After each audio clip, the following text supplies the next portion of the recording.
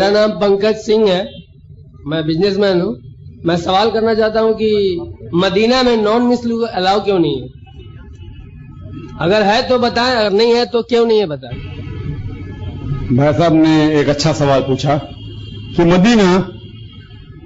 مدینہ شہر ہے، وہاں غیر مسلم کو جانے کی اجازت کیوں نہیں، مکہ میں بھی نہیں۔ تو یہ دونوں جو حرمین ہیں مکہ اور مدینہ، وہاں غیر مسلمانوں کو جانے کی اجازت کیوں نہیں؟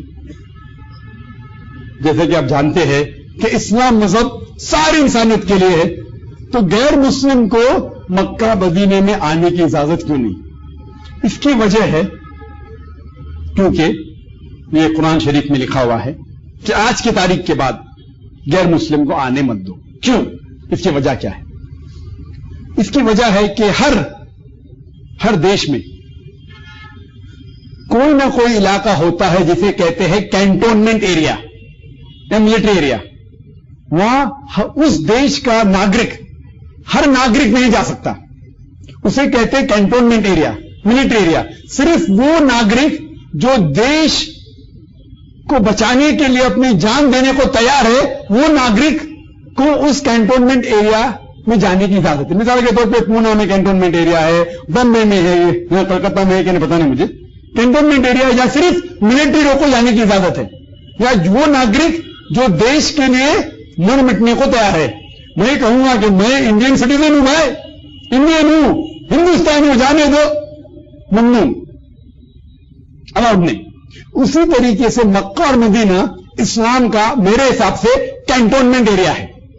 صرف وہ انسان جو اس مذہب کے لیے مر مٹنے کو تیار ہے ان کو اجازت ہے۔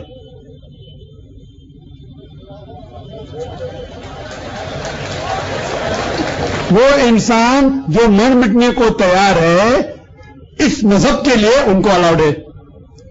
دوسرا حصہ جواب کا، جب بھی آپ کوئی دیش میں جانا چاہتے ہیں اس کے لیے ویزا کی ضرورت ہے۔ ویزا مثال کے طور پہ ویزا ملنا کچھ ممالک میں ویزا ملنا آسان ہے، کچھ ممالک بہت مشکل ہے۔ مثال کے طور پہ امریکہ میں ویزا ملنا بہت کٹھن ہے، 10 سوال پوچھیں گے، یہ فلانا ڈمکا سب۔ میں جب گیا تھا پہلی بار سنگاپور کئی بار گیا ہے، وہاں لکھا تھا امیگریشن فارم پہ ڈیتھ ٹو ڈرگ ٹریفکرز۔ اگر آپ ڈرگ آپ کے پاس ملا، ڈرگ مطلب ہیروئن، کوکین، چرس، گانجا آپ کے پاس ملا تو سزائے موت۔ اگر مجھے سنگاپور جانے کا ہے تو مجھے ان کے قانون کو ماننا پڑے گا، نہیں تو سنگاپور میں جا ہی نہیں سکتا۔